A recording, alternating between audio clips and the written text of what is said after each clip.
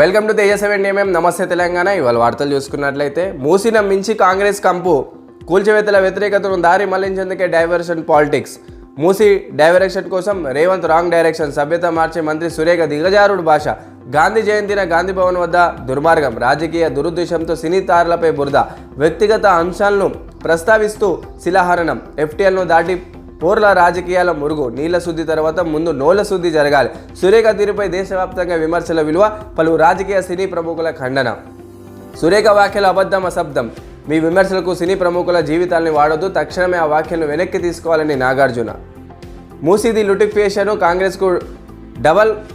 కాంగ్రెస్కు డబ్బుల కోసమే ప్రాజెక్టు, రాహుల్ డైరెక్షన్లో బుల్డోజర్ రాజ్, కూల్చివేతల భయంతో ఆగిన గుండె, ఇజ్రాయెల్ ఇబ్జుల్లాపై భీకర పోరు, లెబనాన్ భూభాగంలో ఇజ్రాయెల్ సైన్యం, ఇజ్రాయెల్పై 100 రాకెట్లతో ఇబ్జుల్లా దాడి, ఉద్రిక్తలతో మూడో ప్రపంచ యుద్ధ భయాలు, గౌతమ్ అదానీతో పొంగులేటి భేటీ, ఐటీసీ కోహినూరులో వంతనాలు, 2122 రూమ్లో సాయంత్రం సమావేశం, మీటింగ్కు గోప్యంగా ఉంచిన సర్కారు, విడుదల కాని ఫోటోలు, ప్రెస్ మీటింగ్లో పాల్గొన్న రాహుల్ వ్యూహకర్త.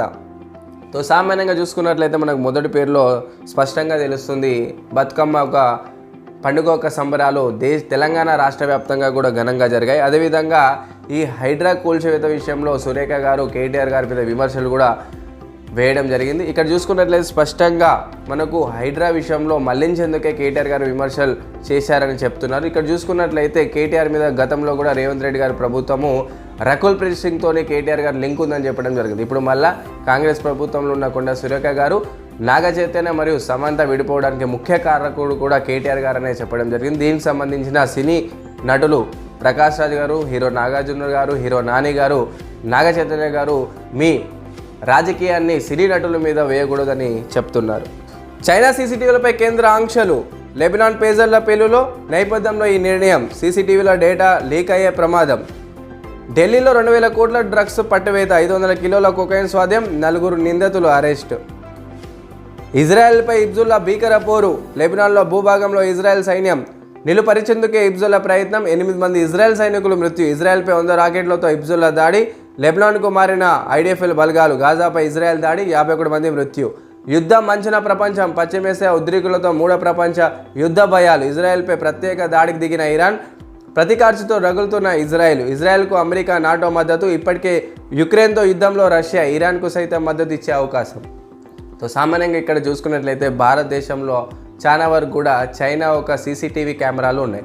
ఈ సీసీటీవీ కెమెరాలను తక్షణమే రద్దు చేయాలని కేంద్ర ప్రభుత్వం చెప్పడం జరిగింది. ఎందుకంటే మన జరిగిన హిబ్జుల్లాలో పేజర్ల పేలుడు వల్ల చాలామంది కూడా మరణించడం జరిగింది. అంటే ఎలక్ట్రానిక్స్ డివైస్లో కూడా పేలుడు ప్రమాదాలు ఉంటాయని మన భారతదేశ కేంద్ర ప్రభుత్వం సూచించింది. అందుకు నేపథ్యంలో దాదాపు సీసీటీవీ కెమెరాల వల్ల కూడా మన డేటా లీక్ అవుతుందని కేంద్ర ప్రభుత్వం అలర్ట్ చేసింది. ఇటు చూసుకున్నట్లయితే అదేవిధంగా మూడో ప్రపంచ యుద్ధం మొదలైందనే చెప్పుకోవచ్చు. దీనివల్ల భారతదేశానికి ఎలాంటి నష్టం జరగబోతుంది.